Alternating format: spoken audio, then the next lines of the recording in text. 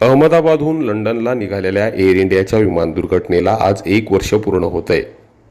या विमान दुर्घटनेत विमानाचा केबिन क्रू आणि बदलापूरचा रहिवासी दीपक पाठक या तरुणाचा मृत्यू झाला। विमान दुर्घटनेला 1 वर्ष पूर्ण होत असताना वर्षभरात एअर इंडियाच्या एकाही अधिकाऱ्यानं साधा फोन केला नाही की चौकशी।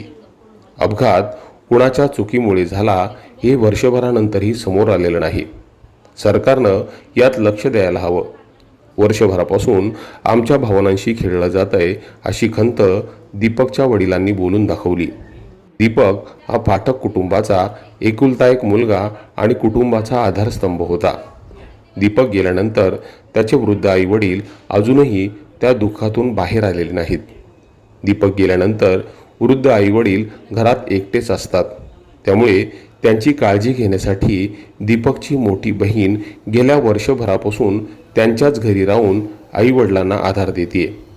सुरुवातीला अनेकांनी या दुर्घटनेची चौकशी होऊन दुर्घटना कशामुळे झाली हे सत्य बाहेर येईल असं सांगितलं होतं।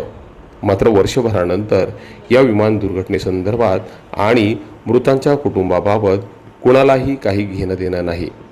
आम्ही आमचा एकुलता एक मुलगा गमावलाय, त्यामुळे आयुष्यभर या दुःखात जगायचंय असं दीपकचे वडील सांगतात। याबद्दल जरा अजून तर काहीही आमच्याकडं त्यांच्याकडनं आम्हाला एकही मिळालेलं नाही, माहिती मिळालेली नाही आहे। अपघात कसा झाला, काय झाला याचं काहीही समजलेलं नाही आहे। कोणी ते येऊन गेलेलं नाही। सुरुवातीला जे येऊन गेले तेच येऊन गेलेले आहे, त्याच्यानंतर आता कोणी आलेलं नाही आहे। ब्लॅक बोर्डचा रिपोर्ट जो फक्त पहिल्या वेळेला जो आला की एक वैमानिक दुसऱ्या सहाय्यक वैमानिकाला विचारतो आहे की फ्युअल तू बंद का केलं आहे, तर समोरच्याचं उत्तर येतं आहे की मी फ्युअल कशाला बंद करू। एवढंच फक्त काय आलेलं आहे हे तर आम्ही पण वाचलेलं आहे, पेपरला पण आलेलं आहे आणि बातम्यांना पण दिलं होतं। लक्ष अवश्य द्यायला पाहिजे ह्या गोष्टीमध्ये। का ही निष्कर्ष का निघत नाही, काय भानगड आहे, त्याच्यात काय आहे, कुणाचा काय दोष आहे, काय आहे, वैमानिकाचा दोष आहे की विमानाचा आहे की कसला आहे हे त्यांनी समजलं पाहिजे। त्यांनी समजून आम्हासारख्यांना सांगितलं पाहिजे ना।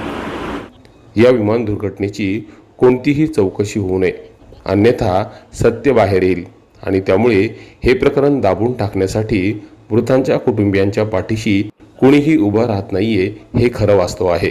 अपघातानंतर दीपकच्या कुटुंबियांना त्याचा मृतदेह मिळवण्यासाठी आणि इतर अनेक गोष्टींसाठी किती संघर्ष करावा लागला।